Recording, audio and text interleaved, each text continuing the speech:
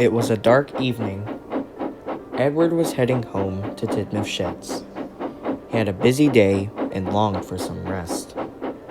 Little did he know, a very unsettling surprise awaited him there. When the sheds came into view and he got closer, he froze. "What's wrong, old boy?" asked the driver. Edward couldn't say anything. He was in too much of a state of shock of what he was looking at. The driver stepped down to see what Edward was looking at, and he immediately went pale. There, in the 3 berths, were Percy, James, and Gordon, but they weren't the same.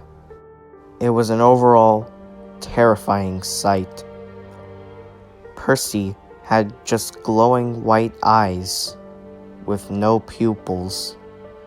They seemed to just stare into nothing. James had his eyes, but was crying out blood. Neither Edward or his driver knew if James could see them or not. Gordon was the worst of all. He seemed to have a very scared expression, but he had no eyes. It was just hollow. His face was tilted, as if it was a neck that was broken, which made it very, very disturbing. Edward nor his driver could speak of what they were looking at. Edward knew Percy or Gordon could not give an answer, so he tried speaking to James. "James, are you alright?"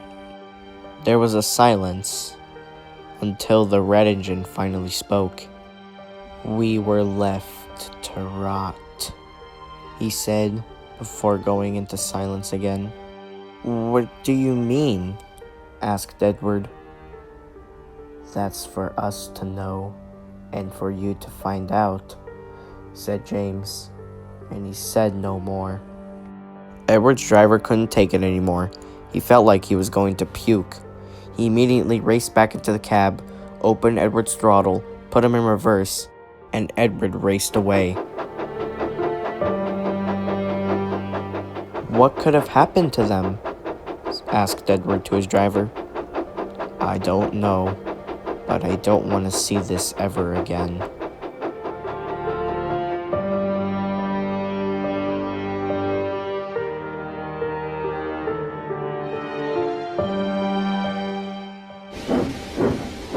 Edward decided to spend the night at Tidmouth.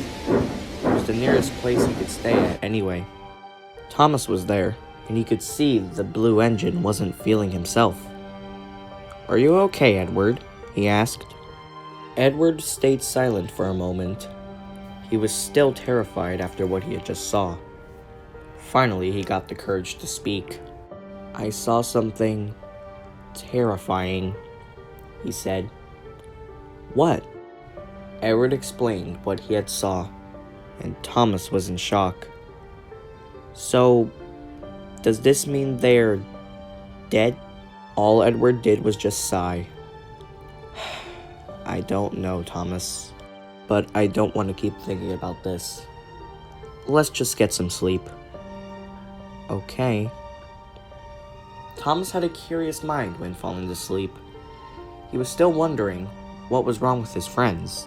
Both Thomas and Edward wondered what James meant when he said, "We were left to rot." As they fell asleep, they couldn't help but wonder what the next day would bring, and I'm afraid they would get bad news. I'm not going to explain what the news is though, 'cause that's a story I'll save for next time.